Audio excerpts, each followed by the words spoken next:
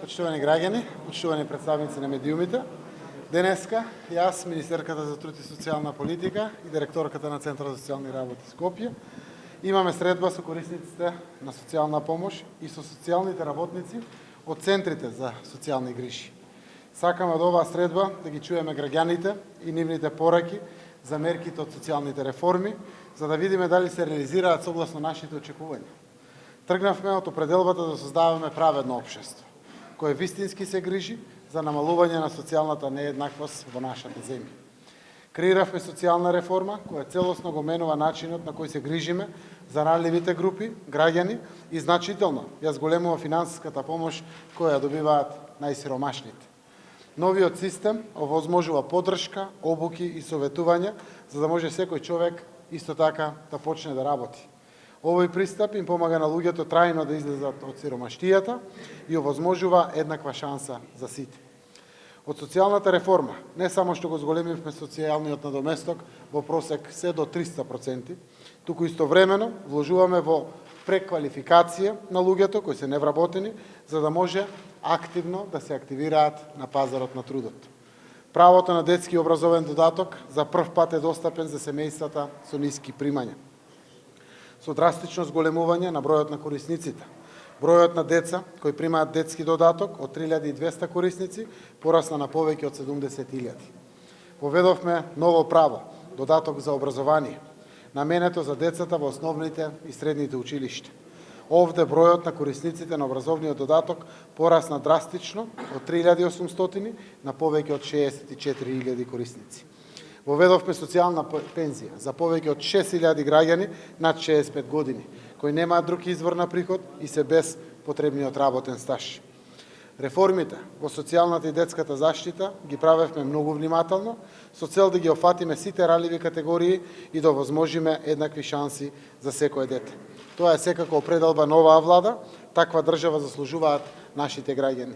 Денеска, како што реков, прв пат ќе ги слушнеме и примателите на ваквите социјални помоши и додатоци, нивниот впечаток од ваквите мерки, каде има слабости со самите мерки и што друго преостанува што треба да преземеме за уште повеќе да го напредиме нашиот систем. Благодарам. Почитувани граѓани, мене ми е навистина драго што денеска заедно со директорката и со премиерот, најважно, ќе имаме можност да дискутираме со нашите корисници на правата и услугите во центрите за социјална работа, што е она кое што сме го подобриле, но што уште останува како предизвик, затоа што сите знаеме дека системот на социјална заштита е динамичен систем кој што постојано треба да се менува и адаптира на потребите на граѓаните. Оваа реформа која што ја направивме оваа година и веќе 6 месеци може да кажеме дека ги дава резултатите, опфаќа повеќе од 120.000 граѓани. Важно е да се каже дека со социјалната пензија или државната пензија веќе опфативме 4.000 корисници, што значи дека полека ги достигнуваме таргетите. Образовниот и детскиот додаток ги даваат своите резултати и тие ги дополнуваат приходите на семејството, се со цел да идните генерации ги стимулираме да излезат од сиромаштија преку образование. Но исто така родителите, освен што го добиваат она кое што е гарантиран приход и кое што е многу подостоинствено од тоа што претходно го добива, дополнително се трудиме да ги активираме на пазарот на труд. Програмата СИМ, која што е поддршка и менторство преку Агенцијата за вработување, стартува се со цел да тие добијат поддршка, користење на одредена од услугите или мерките за вработување и понатаму да ги видиме како активни баратели на труд, заради тоа што на тој начин не само што трансферираме повеќе пари кај граѓаните, туку го враќаме достоинството на семејството и на поединецот кој што порано бил исклучен или на маргините на општеството. Зошто? Затоа што и како министерка, и владата, и системот социјален верува во потенцијалот на секој поединец, а најмногу веруваме во потенцијалот на децата и оваа реформа вложува најмногу во нив.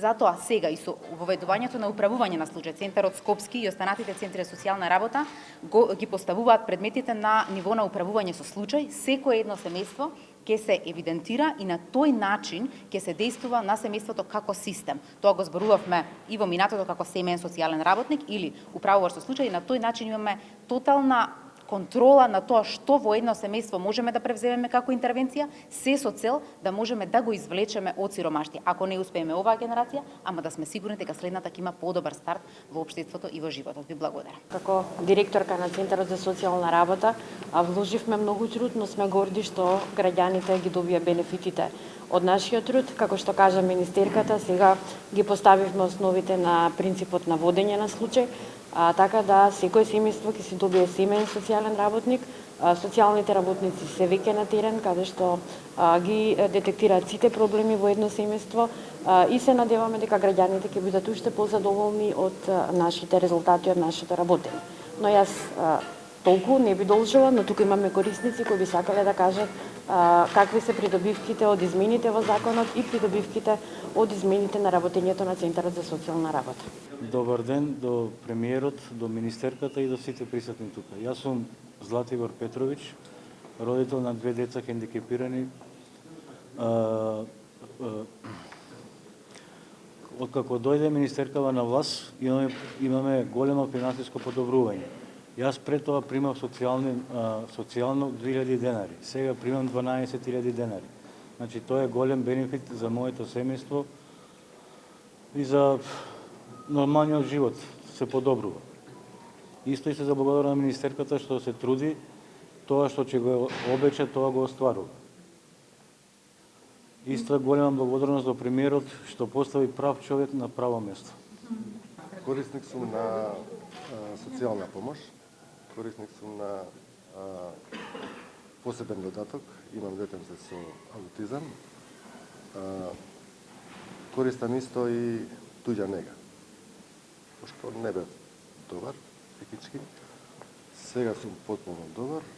Мислам потполно, уште примам терапија во наредните 2-3 месеци. Дојдов кај социјалниот работник Недич Надица да побарам еднократна помош. Живеев кај едни мои пријатели, мора станам да го подхитно да го продадат. Така да останав тотално на улица, заедно со жената и детето. Побарав еднократна помош од одделението за социјални работи Кисела вода. Бев многу добро примен од социјалниот работник Недич Надица, која инсистираше да примам и не само еднократна, туку да добијам и социјална помош, затоа што тоа ми следува. Не сум во работен однос, јас и мојата сопруга, имам детенце со посебни потреби, со аутизам. Сопругата моја го чува 24/7, пошто само не може да ги врши функции околу јадење за останати работи. Огромна благодарност до социјалниот работник Надица што ме натера да користам социјална помош. Јас едноставно ми беше срам и незгодно да користам социјална помош. Бев во многу лоша состојба. Добив нервен слом, психички се растроив доста, леже во државната клиника на психијатрија скоро цело лето.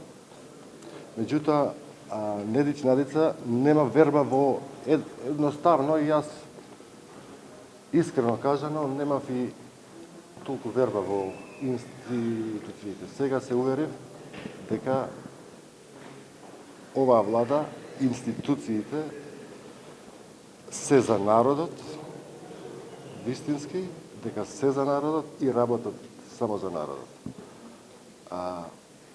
Недич Надица ме натера да користам социјална помош, пошто бев болен, ми даде и туѓа нега, која ја користам така да ми го заврте животот за 360 степени. Од дно, сега сум нормално живеам. Значи, сега сум нормална личност. Ке бидам пократок и побрз. Да, бидејќи немаме многу време. Социјалниот работник Недич Надица ме натера да отидам во влада и да побарам не само, она ми даде еднократна помош за да најдам стан, за да не сум на улица, тој го направив, најдов стан во 11 октомври Кисела вода. Јас сместив фамилијата таму и едноставно ме натера да отидам во влада и да побарам помош за социјален стан. Да ви кажам искрено, немав многу верба, добивам, меѓутоа имав голема доверба во господинот Заев. И лично барањето го насочив до господинот Заев. Бидејќи во него имав огромна доверба. Летото бев во болница, лежев на психијатрија, кога супругата моја ми се јави и ми кажа дека имаме од кабинетот на господинот Заев, дека имаме одговор, дека прашањето ќе биде разгледано и во најкус можен рок ќе биде решено. Јас сум Даниела Усовик. Голем поздрав до премиерот на Македонија Зоран Заев и до министерката за труд и социјала Мила Царовска. И многу сум благодарна и на премиерот и на министерката и многу сум задоволна од социјалното. Благодарение на социјалната помош од 8600 денари останав жива и на нозе со малата. Да не беа тие социјални средства, јас буквално не може да можам да преживеам. Ни со малата, ни со мене. Сама живеете, самохрана родителство? Да, самохрана мајка, да.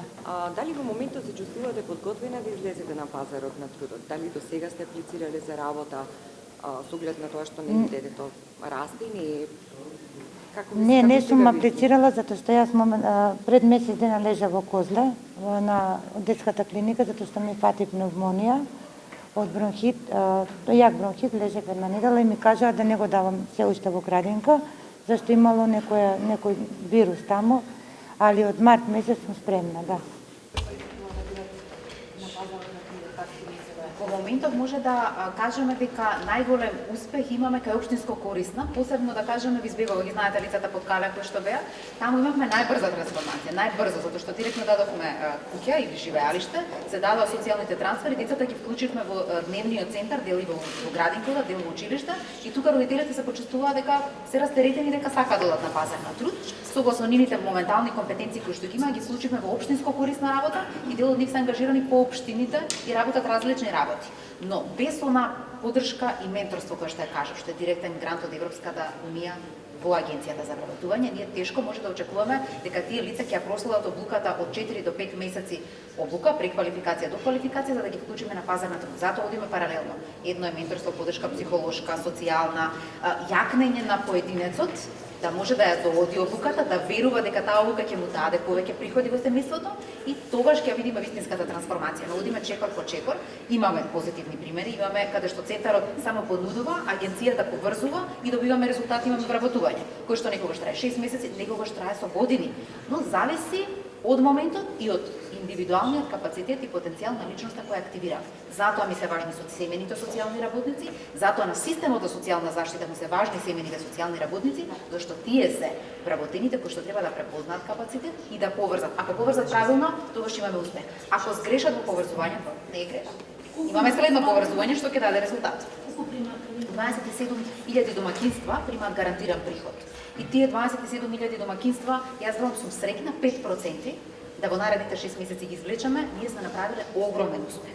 Зошто? Затоа што од пасивни корисници на права во државата сме направиле активни граѓани кои што придонесуваат за раст на економијата. Тоа е целта на социјалниот систем.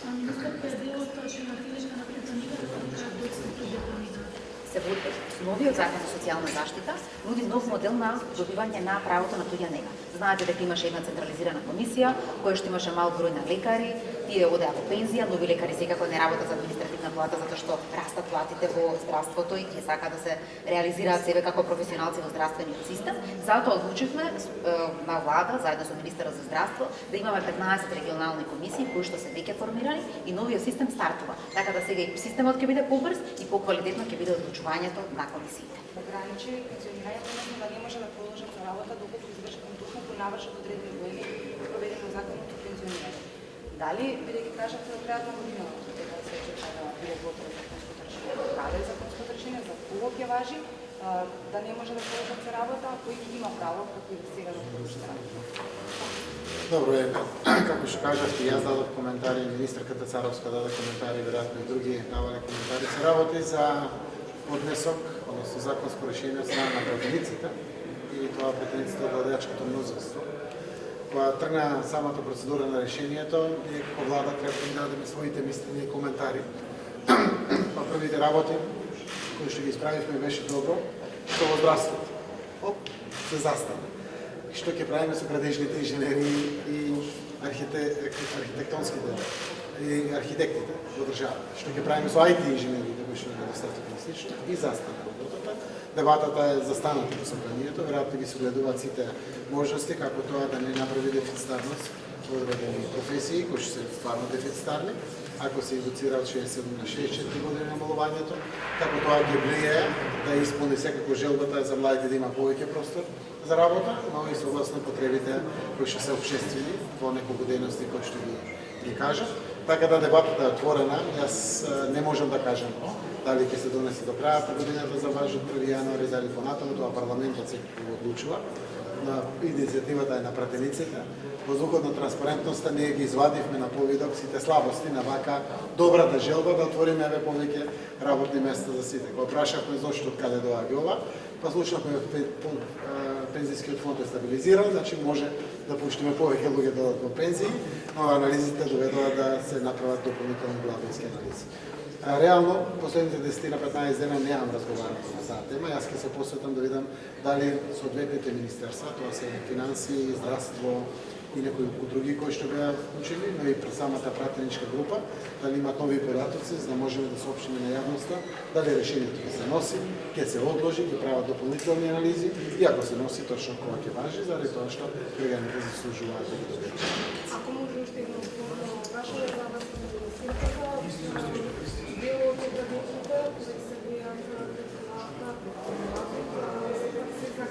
дали владата преку локалната власт планира промена на начинот на грејење и во градинките, а и во училиштата и другите институции особено на државата? Добро, севкупниот дел на енергетската политика во државата го има и самиот податок, односно потреба за заштеда на енергија, но и на преминување на еколошки извори на енергија. Целокупната стратегија кажува дека одредени чекори државата мора да ги презема, значаен дел се преку општините. Затоа јас верувам дека имаме капацитет до крајот на годината или почетокот на следната година да донесеме постапките за јавни приватни партнерства и концесии за гасификација по градовите. Во моментот само Струмица има гасоводната мрежа, Куманово има одредени институции, Крива Паланка е буквално покрај него поминува гасоводната мрежа, и тоа е за старата гасоводна мрежа. Новата гасоводна мрежа е развиена буквално од Скопје према Штип, према Струмичкиот регион, према Неготино, Кавадарци, Прилеп, Битола. Од другата страна, преку Скопје развиваме Тетово и Гостивар, ќе стигнеме до крајот на годината и едната година продолжуваме према Кичево и ќе го заокружиме прстенот. Веднаш треба се влезе во развој на мрежи. Едни од најбрзите постапки за промена на системите за грејење е приклучокот на газ. Јас најавив дека најголеми корисници на екстра лесното масло за грејење тоа е нафта, боена од црвена боја. Исто загадуваче како другата нафта. Се греат детските градинки, училиштата, болниците, најмногу и други државни институции. Ќе окинеме веднаш после грејната сезона и во буџетот за наредната грејна сезона ќе адаптираме соодветно дополнителни средства за нови системи за грејење. Веќе има секаде каде што има цевка за газ, тоа се во Скопје, многу често, во Струмица, во Штип, заради тоа што очекуваме некаде на пролет да се заполни цевката со газ и гасот да може барем да излечи линии во јавните институции, но верувам ќе стигнат и Неготино, Кавадарци, Прилеп и Битола. Веројатно и Тетово и Гостивар. Скопје веќе се развива, така да повеќе од половина од државата може до година да помине на преиначување на системите на грејење во гасоводни системи. Предлагаме топлотни пумпи или геотермалните пумпи, таму кај што може да се користи. Некои веќе имаме и грантови донации, некаде од собствени средства. Фотоволтаиците кои што ги ставиме, голем дел заштедуваат од енергија, не само електрична енергија, туку и други видови на енергија потребна за самите институции. Така да верувам со еден добро развиен план ќе можеме многу брзо тоа да го направиме. Знаете дека затвор Скопје во моментот менува гасоводниот систем, гинеколошка болница Чај, тоа го прави Кумановската болница, тоа го прави Струмичката болница, тоа го прави детските градинки, училиштата, сите во Струмица се на природен газ, во Куманово голем дел од институциите веќе на природен газ и продолжуваме. Во секој буџет на јавните институции ставивме екстра пари таму кај што стојат стоки и материјали, за да може да има доволно средства да почнат сами некаде 2020 на пролет да ги променуваат после завршетокот на грејна сезона, да почнат да ги менуваат системите за грејење. Не. Допрва ќе објавиме тендерската постапка, зима е, грејна сезона трае, треба целиот тој период да не го нарушуваме, без грејње не смееме да оставиме ниту една болница, ниту една градинка, ниту едно училиште и други секакви институции, но во текот на зимскиот период очекуваме согласно забраните кои што се во 40 дена, тоа се 20 дена пред кампања и 20 дена по кампања, да се искористат јавно транспарентно постапките на повик на концесионери. Према владата има понуди од големи компании од Шведска, од Швајцарија, од Германија, од Турција за изградба на гасоводна мрежа по градовите. Скопје, големите градови, па после средните градови, па да продолжат и по малите градови. Одредени општини ќе одлучат сами да си го развиваат системот. Трети ќе земат веројатно кредит да го развиваат системот, но ние како Национален совет за јавни приватни партнерски концесии ќе го отвориме и повикот за концесионери. Секаде кај што ќе дадат советите на општините согласност, секаде ќе влеземе со развој на гасоводните системи.